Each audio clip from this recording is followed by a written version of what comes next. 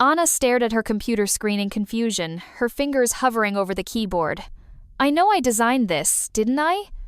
she whispered, looking at a portfolio website that displayed her work under someone else's name. "Please, let us know in the comments where you're watching from. We love to see how far our stories reach."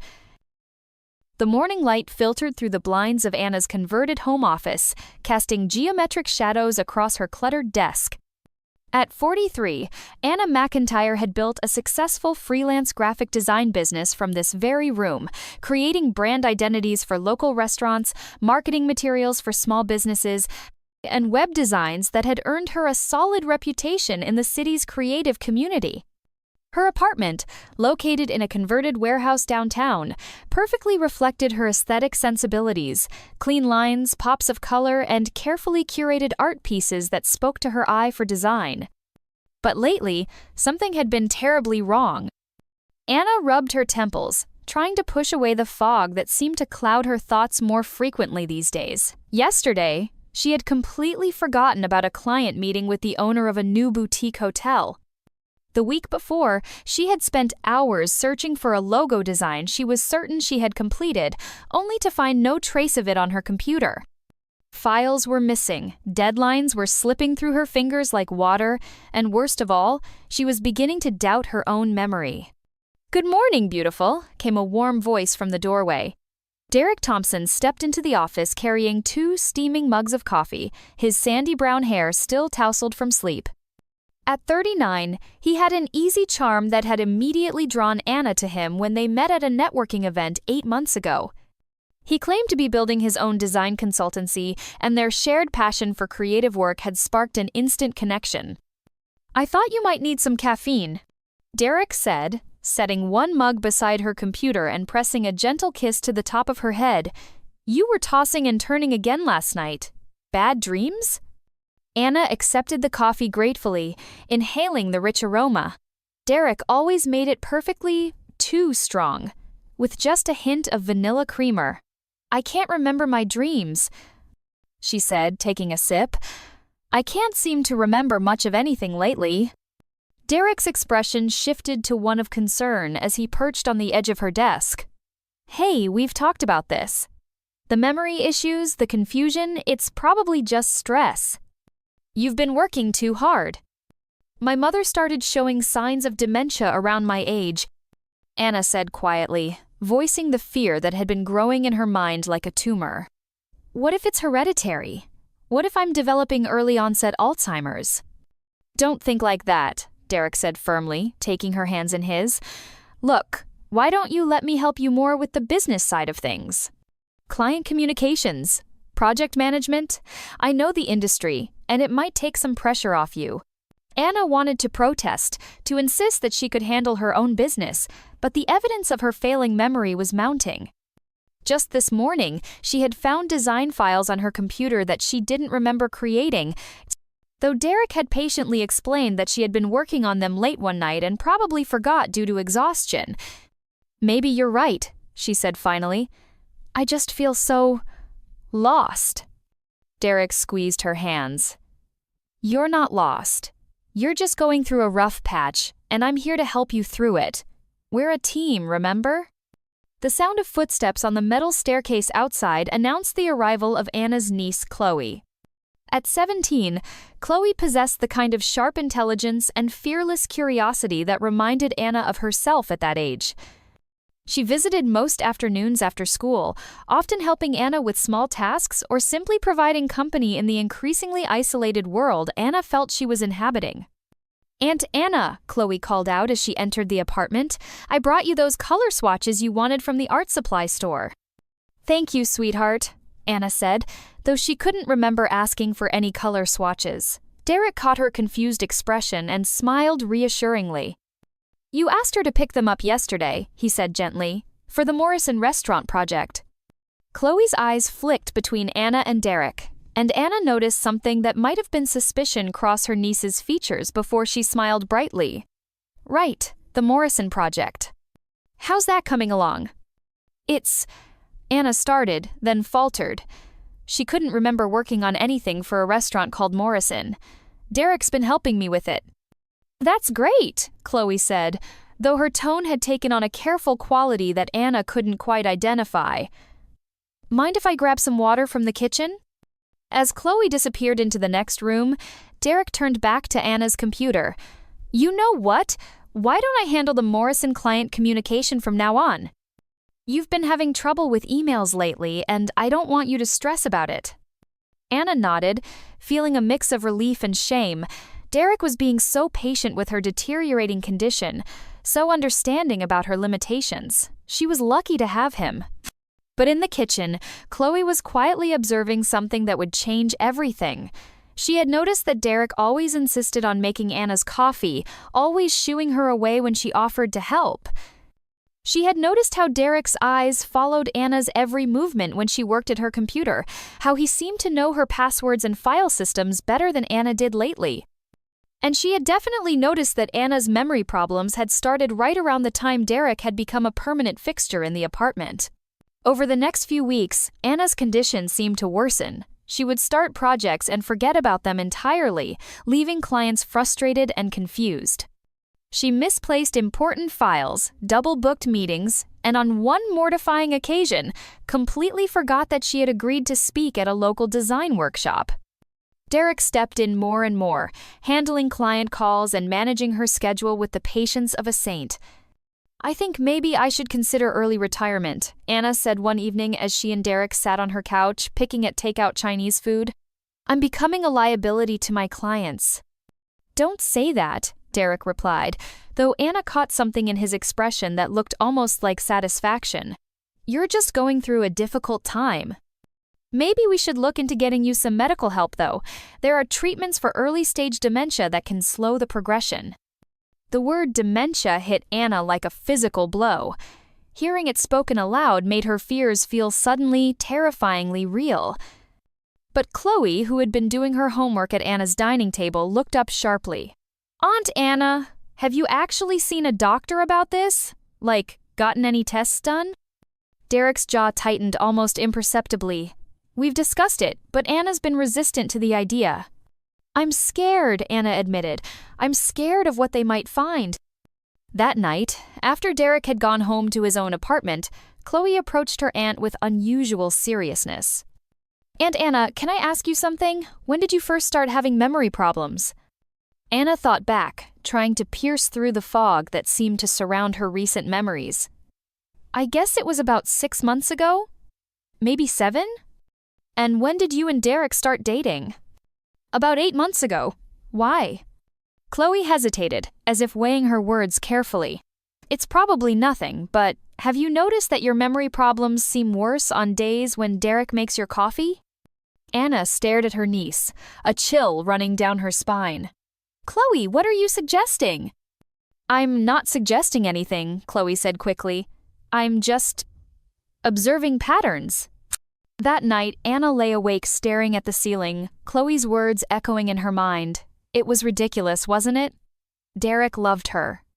He was helping her through the most difficult period of her life, but as she tried to trace back the timeline of her symptoms, she couldn't shake the correlation her niece had pointed out. The next morning, Derek arrived with coffee as usual, but Anna found herself studying his face as he handed her the mug. Was there something calculated in his smile? Something rehearsed about his concern? You look tired, he said, settling into the chair across from her desk. Maybe you should take the day off. I can't, Anna said, though she felt exhausted despite having slept for nearly 10 hours. I have the Patterson logo revisions to finish. Derek frowned. Anna, you finished those yesterday. I sent them to the client myself, remember? Anna stared at him blankly. She had no memory of working on any revisions, let alone completing them. The familiar panic began to rise in her chest. I don't remember, she whispered. It's okay, Derek said, moving to stand behind her chair and placing his hands on her shoulders. This is why I think you should let me take over more of the client work. You're getting confused about what you've done and what you haven't. As Derek's hands rested on her shoulders, Anna caught sight of her computer screen, which was displaying a design blog she didn't remember visiting. The featured article was titled Rising Stars in Local Design, and prominently displayed was a logo she recognized, one she was certain she had created for a coffee shop client months ago. But according to the article, it had been designed by Derek Thompson of Thompson Design Consultancy. Anna's blood ran cold. "Derek," she said carefully, "this logo, I designed this for Sunrise Coffee." Derek leaned forward to look at the screen, and Anna felt his hands tense slightly on her shoulders. "No, sweetheart, that's one of mine. You might be thinking of a similar design you worked on." "No," Anna said, her voice growing stronger. "I remember this one specifically. The client wanted the sun rays to look like steam from a coffee cup. I spent hours getting the curve just right." Derek's laugh sounded forced. "Anna, you're confused again. This is exactly what I'm worried about. You're having trouble distinguishing between your work and other people's. Maybe we should make that doctor's appointment sooner rather than later." But Anna was studying the design more closely now, and she could see her own digital fingerprints all over it. The color palette, the typography choices, the subtle gradient technique she had developed over years of practice, it was unmistakably hers. "I need some air," she said suddenly, standing up so quickly that Derek had to step back. "Anna, wait."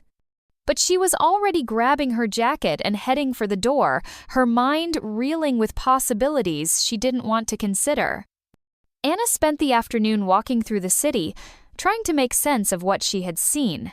By the time she returned home, Derek was gone, but Chloe was waiting for her with an expression of grim determination. "Aunt Anna, we need to talk." They sat together on the couch, and Chloe pulled out her phone. "I've been doing some research," Chloe said carefully, "about memory loss, about medications that can cause confusion, about other things." "What kind of other things?" Chloe took a deep breath. "About how someone might deliberately cause memory problems in another person." Anna felt the world tilt around her. "Chloe, that's a very serious accusation." "I know it is, but Aunt Anna, I've been watching, and I've noticed things. Derek always makes your coffee, and he gets weird if anyone else tries to help. He knows your computer passwords better than you do, and your memory problems always seem worse after you've had your morning coffee." Anna's hands began to shake. "You think Derek is drugging me?" "I think we need to find out for sure." That evening, when Derek arrived with dinner and his usual easy smile, Anna felt like she was seeing him for the first time. How had she never noticed how his eyes didn't quite match his smile? How had she missed the way he seemed to catalog her every movement? "You seem tense," Derek observed as they ate. "Everything okay?"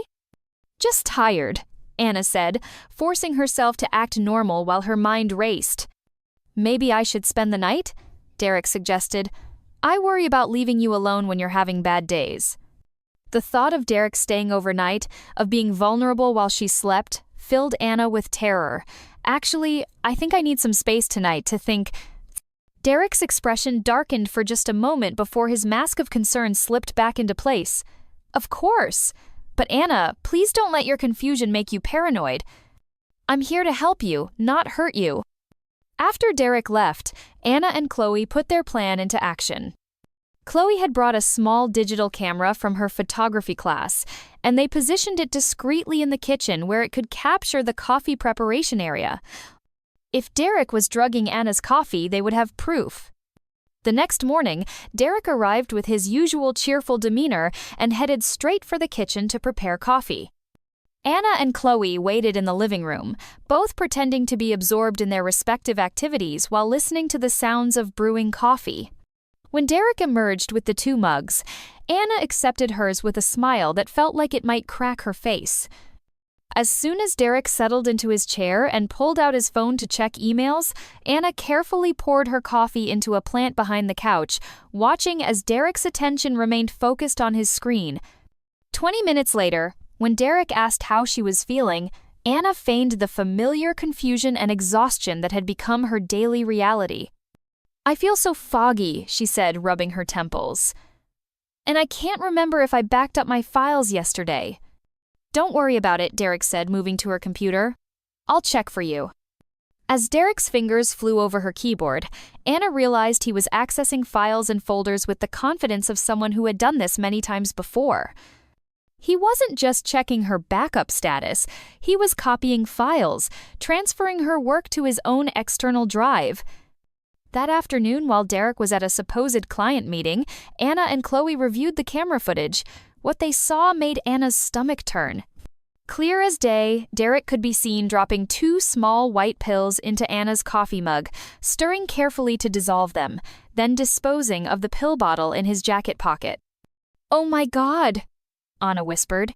"He's actually drugging me." But the evidence raised even more disturbing questions. If Derek was systematically stealing her work and destroying her memory, what was his endgame? How long had he been planning this? And most importantly, was Anna the only victim? "We need to dig deeper," Chloe said grimly. "If he's done this to you, he might have done it to other people." That evening, Anna and Chloe began researching Derek's background in earnest. What they found chilled them to the bone. Derek's supposed design consultancy was barely 6 months old, but his portfolio was extensive and impressive, too impressive for someone who claimed to be just starting out. As they scrolled through his website and social media presence, Anna began recognizing more of her own work. But there were other pieces too, designs that weren't hers but looked familiar somehow, as if she had seen them in design blogs or industry publications before. "Aunt Anna," Chloe said slowly, "look at this." She had found an old Instagram post from Derek's account, dated about a year ago. It showed him at a design conference, his arm around a pretty woman with dark hair and bright eyes. The caption read, "With my amazing girlfriend Jenna at the Creative Summit, so proud of her work." Anna stared at the photo. He had a girlfriend before me. "A girlfriend who was also a designer," Chloe pointed out. "Look at the hashtags." The post was tagged with number, graphic design number, freelance life number, creative couples. Anna's blood ran cold as the implications hit her. "We need to find her," Anna said. "We need to find Jenna." It took 2 days of careful internet detective work, but they finally tracked down Jenna Valdez, a freelance graphic designer who had been active in the local creative community until about 6 months ago. When her online presence had suddenly gone dark, her website was still up, but it hadn't been updated in months, and her social media accounts had been abandoned around the same time Derek had started dating Anna. Anna spent an entire day composing and recomposing a message to Jenna, trying to find the right words to approach a stranger with such a bizarre and serious accusation. Finally, she settled on something simple and direct. "Hi, Jenna. I know this might sound strange, but I believe we have a mutual acquaintance in Derek Thompson. I'm wondering if we could meet for coffee to discuss some concerns I have about his business practices. I think you might have had similar experiences. Please let me know if you'd be willing to talk." The response came faster than Anna had expected. "Oh my God, yes. I was wondering when someone else would reach out. Can you meet tomorrow? I have so much to tell you." Anna's hands shook as she read the message. She wasn't alone. She wasn't crazy. And Derek's crimes went far beyond what she had imagined. They met at a small cafe across town, far from anywhere Derek might accidentally encounter them. Anna recognized Jenna immediately from the Instagram photo, though the woman who sat across from her looked tired and wary, with dark circles under her eyes that spoke of sleepless nights and ongoing stress. "I can't believe someone else figured it out," Jenna said after Anna had explained her situation. "I thought I was going insane." "Tell me everything," Anna said. Jenna's story was horrifyingly similar to Anna's. She had met Derek at a networking event, been charmed by his apparent passion for design and his ambitious plans for starting his own consultancy. They had dated for about 6 months, during which Jenna had experienced increasing memory problems, confusion, and professional setbacks. "He convinced me I was having a nervous breakdown," Jenna said, her voice bitter. "Said the stress of freelancing was too much for me, that I should consider finding a regular job with benefits and stability. Meanwhile, he was copying my work and adding it to his portfolio." "What made you realize what was happening?" "I stopped drinking the coffee he made me," Jenna said. "I'm lactose intolerant, and I mentioned that the creamer he used was bothering my stomach. He got so weird about it, insisting that I needed to drink coffee for my health, that caffeine would help with my focus. When I switched to tea, suddenly my memory started coming back. Anna felt a surge of validation mixed with rage. Did you confront him? I tried to, but by then he had already started distancing himself from me, said my mental health issues were putting too much strain on our relationship. He broke up with me right around the time I started piecing things together. Did you report him to the police? Jenna laughed bitterly. With what proof? He was careful to never leave evidence behind. By the time I realized what had happened, he had already moved on. I spent months trying to rebuild my reputation and my client base. Some clients wouldn't work with me anymore because they thought I was unstable. Anna reached across the table and squeezed Jenna's hand. I'm so sorry, but I think we can help each other now. I have video evidence of him drugging me, and my niece has been documenting everything. Jenna's eyes widened. You have proof? We do, but I think there might be more victims. If we can find them, if we can show a pattern.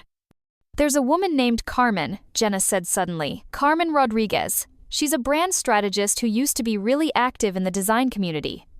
She disappeared from the scene about a year and a half ago. I always wondered what happened to her. Anna felt her heart rate accelerate. Do you think Derek was involved with her too? I don't know for sure, but the timeline would fit. And she was really talented, the kind of designer whose work would be valuable to steal. That evening, Anna and Chloe tracked down Carmen Rodriguez. Like Jenna, Carmen had been a successful freelancer until her career had mysteriously stalled. Her website was still active but sparse, and her client testimonials all dated to over a year ago. Anna sent Carmen a message similar to the one she had sent Jenna, and again, the response was immediate and eager. I was starting to think I would never find anyone who would believe me. When can we meet? The three women met 2 days later at the same cafe where Anna and Jenna had first connected. Carmen was a petite woman in her early 40s, with intelligent dark eyes and prematurely gray hair that she wore in a stylish bob. Like Jenna, she looked tired and wary, but also relieved to finally have people who understood her experience. Carmen's story followed the same horrifying pattern. Derek had pursued her romantically, moved into her life gradually, and then begun the systematic process of gaslighting and theft. But Carmen's case was even more severe than the others. He didn't just steal my work, Carmen said, her voice shaking with suppressed anger. He destroyed my reputation. He convinced me to turn down several major clients because I was too stressed to handle big projects. Then he took those projects himself, using my stolen concepts and designs. How long were you together? Anna asked. 8 months. By the end, I was barely functioning. I thought I was having a complete mental breakdown. I was ready to check myself into a psychiatric facility. Jenna leaned forward. What made you realize what was happening? My sister, Carmen said. She's a nurse, and she noticed that my symptoms seemed worse on days when Derek was around. She suggested I might be having an adverse reaction to some medication, but I wasn't taking any medication. That's when she started asking questions about what I was eating and drinking. Anna felt a chill of recognition. The coffee. Exactly. Once I stopped drinking anything Derek prepared for me, the fog started to lift, but by then, he had already moved on to his next victim. Carmen looked directly at Jenna. You. The three women sat in silence for a moment, absorbing the full scope of Derek's systematic abuse. He wasn't just a con artist or a thief, he was a predator who specifically targeted successful creative women, methodically destroying their lives and careers for his own gain. We have to stop him, Anna said finally. Not just for us, but for whoever his next victim might be. What do you have in mind? Jenna asked. Anna had been thinking about this since her first conversation with Jenna. Derek's entire career was built on stolen work and fraudulent credentials. If they could expose him publicly, in front of the design community that had embraced him, they could destroy his reputation and ensure he could never victimize another woman. There's a design conference next month, Anna said, the Creative Excellence Summit. According to his website, Derek is scheduled to give a presentation about building a design portfolio from scratch. Carmen's laugh was sharp and bitter. Oh, the irony. We could attend the conference, Anna continued. I could play along with his game, pretend to be the confused, dependent girlfriend while you two work behind the scenes. If we coordinate our efforts, we could expose him in front of hundreds of industry professionals. Jenna looked intrigued. What exactly are you proposing? We systematically document all of our stolen work in his portfolio. We prepare a presentation showing the original files, with timestamps and metadata proving ownership. And then, during his presentation, we reveal the truth. Carmen was nodding slowly. It would have to be carefully choreographed. Derek is smart. If he suspects anything, he'll find a way to escape consequences. That's why I need to keep pretending to be his victim, Anna said. He can't know that I've figured out what he's been doing. As far as he's concerned, I'm still the confused woman who needs his help managing her deteriorating career. Over the next 2 weeks, the three women met regularly to plan their strategy. Anna continued to pretend to drink Derek's drugged coffee, pouring it out when he wasn't looking and acting increasingly dependent on his help. Meanwhile, Jenna and Carmen worked to gather evidence, documenting every piece of stolen work in Derek's portfolio and tracing it back to its original creator. What they discovered was even worse than they had imagined. Derek's entire professional identity was a fabrication. Not only had he stolen work from Anna, Jenna, and Carmen, but they found evidence of theft from at least 3 other women designers. Derek had been running this scam for years, systematically targeting successful freelancers, destroying their careers, and building his own reputation on their stolen work. "Look at this," Carmen said during one of their planning sessions, pointing to her laptop screen. "This logo that he claims to have designed for a tech startup? I can prove I created it 18 months ago. And this branding package for a restaurant chain? That's Jenna's work from 2 years ago." Jenna shook her head in disbelief. "How did we not see this pattern before?"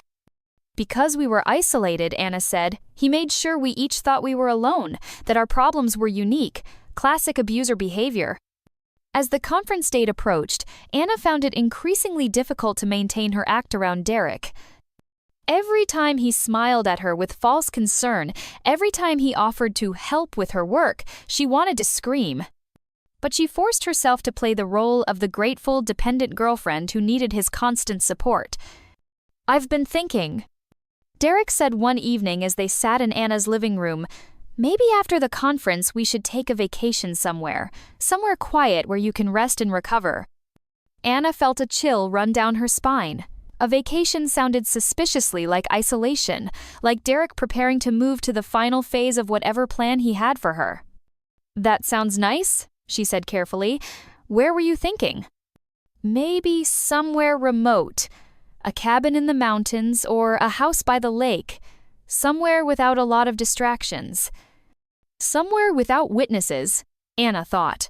"Somewhere without help."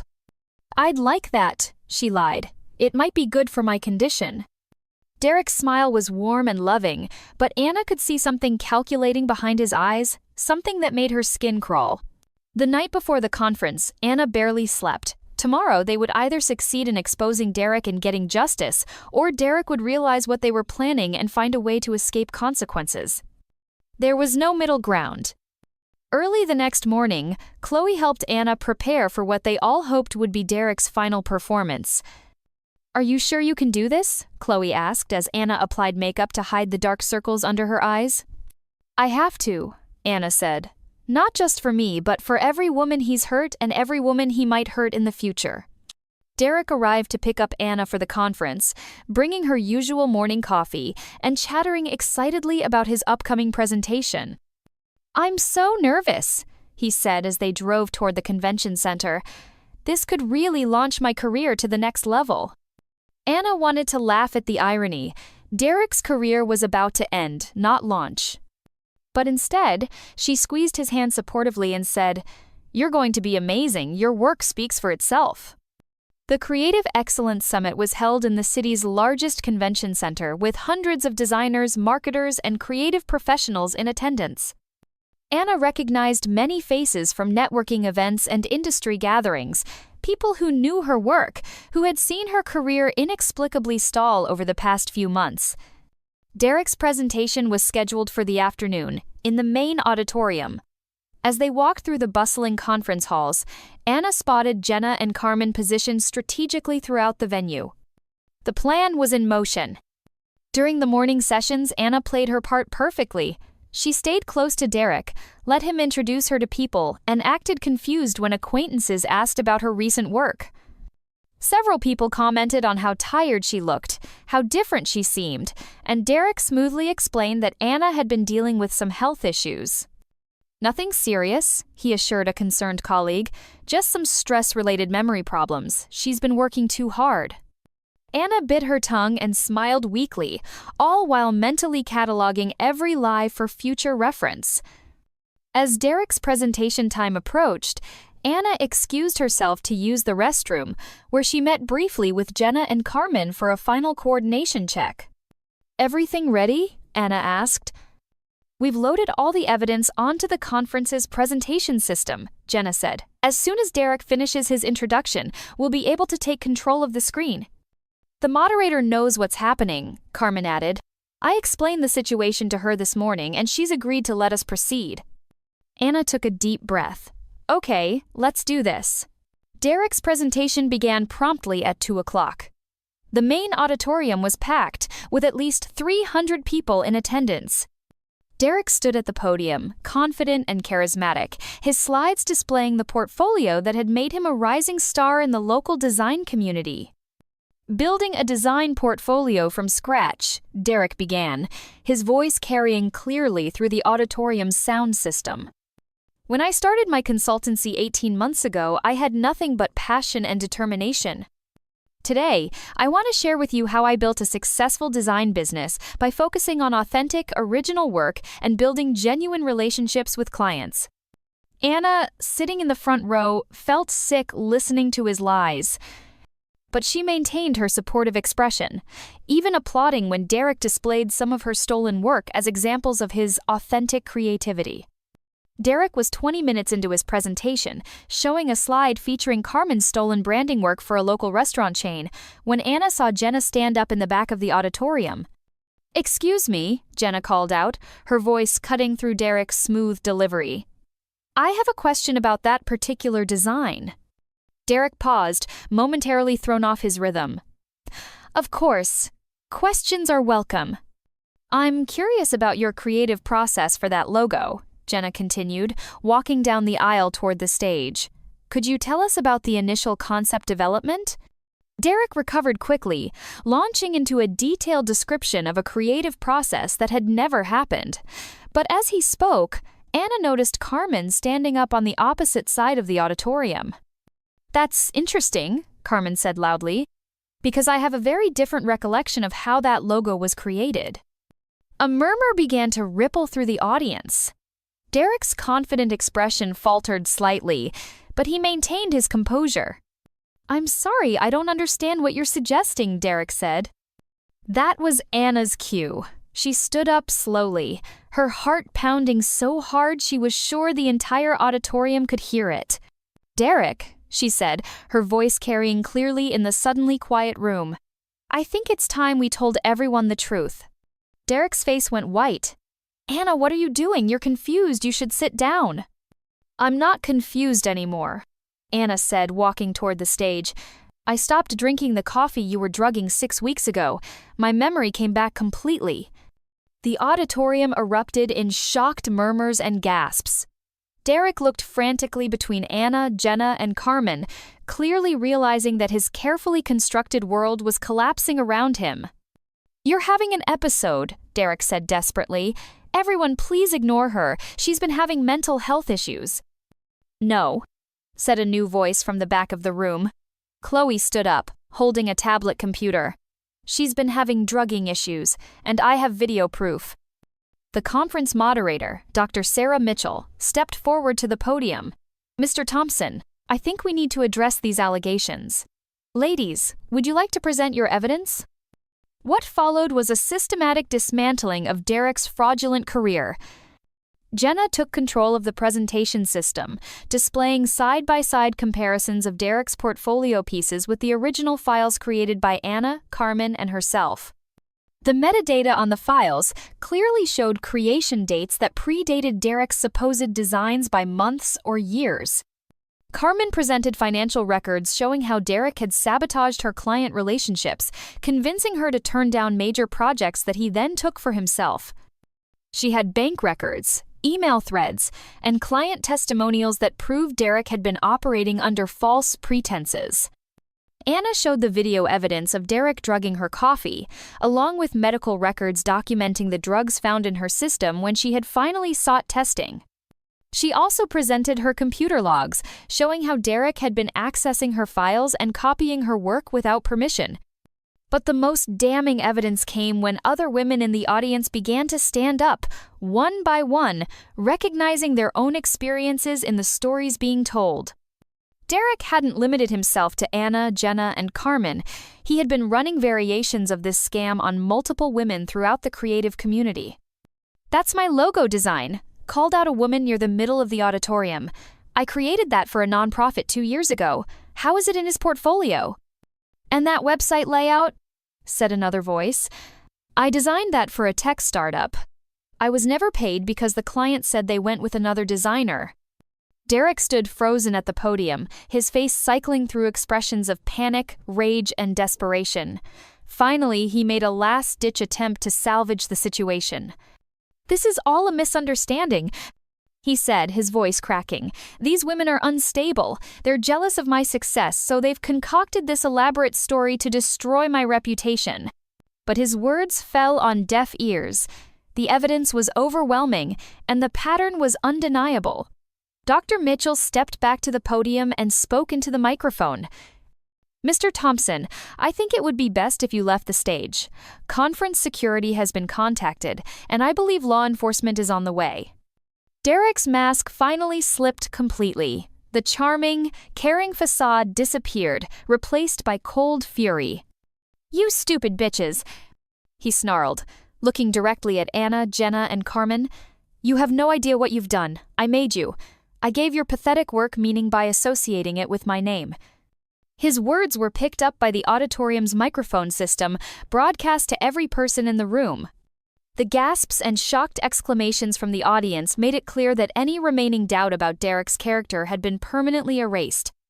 Security officers appeared at the edges of the auditorium, and Derek realized his situation was hopeless. He made a break for the side exit, but the officers were ready for him. As he was escorted from the building in handcuffs, Derek's final words were a string of threats and accusations that only served to further cement his guilt in the minds of everyone present. The auditorium buzzed with conversation as the immediate drama concluded, but Anna, Jenna, and Carmen weren't finished. Dr. Mitchell invited them to remain on stage to address the broader implications of what had been revealed. "Ladies," Dr. Mitchell said, "what you've uncovered here goes far beyond simple plagiarism. This appears to be a systematic pattern of abuse targeting women in our industry. Would you like to share what steps you think the creative community should take to prevent this from happening to others?" Anna stepped forward to the microphone, her hands steadier than they had been in months. "What Derek did to us was possible because we were isolated," she said.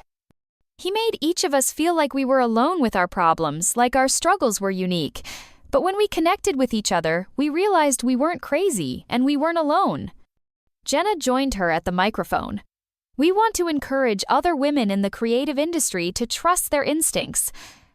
If something feels wrong in a professional or personal relationship, don't dismiss those feelings. Reach out to other women in the community. Talk to people you trust." Carmen stepped forward as well. "And if you recognize your work in someone else's portfolio, speak up. Don't let them gaslight you into thinking you're mistaken or confused. Document everything, keep records, and don't be afraid to seek help." The audience responded with sustained applause, but Anna could see in many faces the same recognition she had seen earlier, other women realizing they had experienced similar manipulation or theft. After the presentation ended, Anna, Jenna, and Carmen were surrounded by conference attendees wanting to share their own experiences or offer support. Several women approached them privately to report that they had also been victimized by Derek or by other men using similar tactics. "This is bigger than just Derek." Jenna murmured to Anna as they watched yet another woman tearfully describe losing clients to a boyfriend who had stolen her work. "I know," Anna replied. "But at least now people are talking about it. At least now women know they're not alone." The legal proceedings moved quickly. The video evidence of Derek drugging Anna was more than sufficient for criminal charges, and the documentation of his theft provided grounds for multiple civil suits. The district attorney's office was particularly interested in the case because of the number of victims and the sophisticated nature of Derek's operation. Within a week of the conference, Derek was formally charged with drugging Anna, fraud, identity theft, and criminal conspiracy. The Financial Crimes Unit discovered that he had been running similar scams in 3 other cities before settling in their area, and investigators were working to identify additional victims across multiple states. But for Anna, the most satisfying moment came not in the courtroom, but 3 months later, when she received a call from Detective Patricia Hendricks, the lead investigator on Derek's case. "I wanted to let you know," Detective Hendricks said, "that Derek pled guilty to all charges this morning. He's looking at a minimum of 8 years in prison, and that's just for the crimes we can prove. The civil suits will likely bankrupt him completely." Anna felt a wave of relief wash over her. "What about the other victims?" "We've identified 12 women across 4 states who were victimized by Derek's schemes. Your evidence and testimony were crucial in helping us build cases for all of them. Several of them have asked me to thank you for coming forward." After hanging up with Detective Hendricks, Anna called Jenna and Carmen to share the news. The 3 women had stayed in close contact since the conference, supporting each other through the legal proceedings and working together to rebuild their careers and reputations. 8 years, Carmen said with satisfaction when Anna shared Derek's sentence. "It's not enough to undo all the damage he caused, but it's a start." "More importantly," Jenna added, "he'll never be able to do this to anyone else." The 3 women had already begun work on their most ambitious project yet, a support network for creative professionals who had experienced workplace abuse, theft, or manipulation. They called it the Creative Integrity Alliance, and it had already attracted over 200 members from across the country. "We should celebrate," Anna said, "not just Derek's conviction, but everything we've accomplished together." They met that evening at the same cafe where Anna and Jenna had first connected, but this time the mood was completely different. Gone were the haunted expressions and nervous glances. Instead, all 3 women radiated confidence and strength. "You know what's funny?" Carmen said as they shared a bottle of wine and laughed about their various client successes over the past few months. "My work is better now than it ever was before Derek. I think being forced to rebuild from scratch made me more creative, more authentic." "I know exactly what you mean," Jenna agreed. "I was so focused on impressing Derek and living up to his expectations that I lost sight of my own artistic vision. Now that I'm creating purely for myself and my clients, the work feels more honest." Anna nodded, thinking about her own recent projects. "Derek stole our work, but he couldn't steal our talent or our creativity. In the end, that's what destroyed him. He had no real skills of his own." Chloe joined them for dessert, beaming with pride at her aunt's transformation. "Aunt Anna, you look so different now," she said. "Not just healthier, but happier. More like yourself." "I feel like myself again," Anna replied, squeezing her niece's hand. "For the first time in almost a year, I feel like I know who I am and what I'm capable of." As they prepared to leave the cafe, Jenna raised her wine glass one final time. "To Derek Thompson," she said with a wicked grin. "Thank you for bringing us together and teaching us exactly how strong we are when we support each other." "To Derek," Carmen agreed, clinking her glass against Jenna's. "May he enjoy his 8 years to think about what he's done." Anna raised her glass as well. "And to us," she said, "to sisters who see the truth and to never doubting ourselves again." The 3 women smiled at each other, knowing that while Derek's abuse had nearly destroyed them individually, it had ultimately led them to find something even more valuable, a sisterhood built on shared experience, mutual support, and absolute trust. They had not only survived Derek's manipulation, they had emerged stronger, more successful, and more committed than ever to protecting other women from similar predators. 6 months later, Anna stood in the gallery space that housed the Creative Integrity Alliance's first annual exhibition. The walls were covered with work from dozens of women who had overcome professional abuse, theft, or manipulation. Each piece was accompanied by a small plaque telling the artist's story of survival and recovery. Anna's own contribution to the exhibition was a series of logo designs she had created for women-owned businesses, work that was entirely her own, created without fear or outside interference. The designs were bold, confident, and authentically hers in a way that felt revolutionary after months of having her artistic voice suppressed. Jenna approached, carrying a glass of wine and wearing a smile that Anna had never seen during the dark days of Derek's influence. "Anna, have you seen the turnout tonight? There must be 300 people here." Anna looked around the crowded gallery, seeing faces she recognized from the design community mixed with newcomers who had heard about the alliance through word of mouth or media coverage of Derek's case. "It's incredible," Anna agreed. "6 months ago, I was convinced my career was over. Now look at this." Carmen joined them, practically glowing with excitement. "The local news station wants to do a feature story about the alliance. They're particularly interested in the mentorship program we're launching." The mentorship program had been Anna's idea, pairing experienced women in creative fields with younger professionals to provide guidance, support, and protection against exploitation.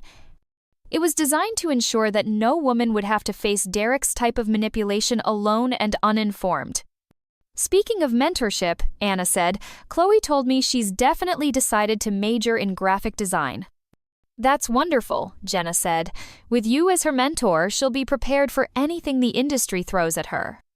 As the evening progressed, Anna found herself in conversation with a young designer named Maya who had recently escaped a situation remarkably similar to Anna's own experience. "I can't believe how stupid I was," Maya said, tears in her eyes. "I should have seen the signs earlier." Anna placed a gentle hand on Maya's shoulder. "You weren't stupid. You were targeted by someone who was very skilled at manipulation. The fact that you got out at all shows how smart and strong you are."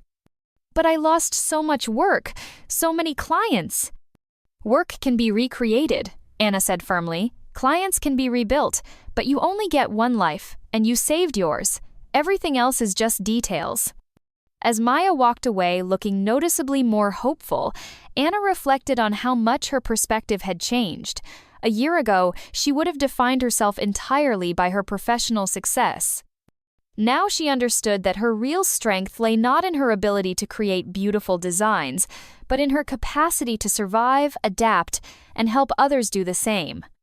Near the end of the evening, as the gallery began to empty, Anna, Jenna, and Carmen found themselves alone in front of a large display that told the story of Derek's downfall and their triumph. The display included copies of the video evidence, screenshots of stolen work comparisons, and photos from the conference confrontation. "Do you ever wonder what would have happened if we hadn't figured it out?" Carmen asked quietly. Anna shuddered slightly. "He would have destroyed us completely. Our careers, our confidence, maybe even our sanity. And he would have moved on to new victims," Jenna added.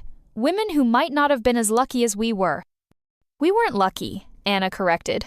"We were smart and brave, and we refused to give up. That's not luck. That's strength." As they prepared to lock up the gallery, Anna took one last look around the space filled with art created by women who had refused to be silenced or defeated. Tomorrow, the exhibition would continue to draw visitors. The mentorship program would help new women navigate the creative industry safely, and the alliance would grow stronger. Derek Thompson was serving his sentence in a state prison, his reputation destroyed, his stolen career in ruins. But Anna, Jenna, and Carmen were thriving, not just as individual artists, but as leaders of a movement that was changing how the creative community protected and supported its most vulnerable members. Anna turned off the gallery lights and stepped out into the cool evening air, where Chloe was waiting to drive her home. "How was tonight, Aunt Anna?" Anna smiled, thinking about Maya's hopeful expression, the packed gallery, and the knowledge that somewhere across the country, other women were finding the courage to speak up about their own experiences. "Tonight was perfect," she said. "Absolutely perfect." As they drove through the city streets, Anna felt a deep sense of satisfaction that had nothing to do with professional achievement or creative success. For the first time in her adult life, she understood that her greatest accomplishment wasn't any logo she had designed or client she had impressed. It was the fact that she had taken her worst experience and transformed it into something that could help other women avoid the same fate. Derek had tried to steal more than just her work. He had tried to steal her identity, her confidence, and her future. But in the end, all he had accomplished was introducing her to two of the strongest, most inspiring women she had ever known, and together, they had built something far more valuable than anything Derek could have ever imagined.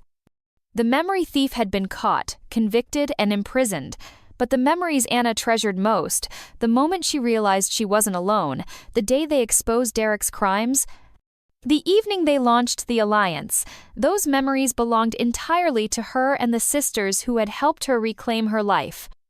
And those memories, Derek could never steal. Thank you for listening until the end. If you enjoyed the story, please consider leaving us a like. This helps us reach more people.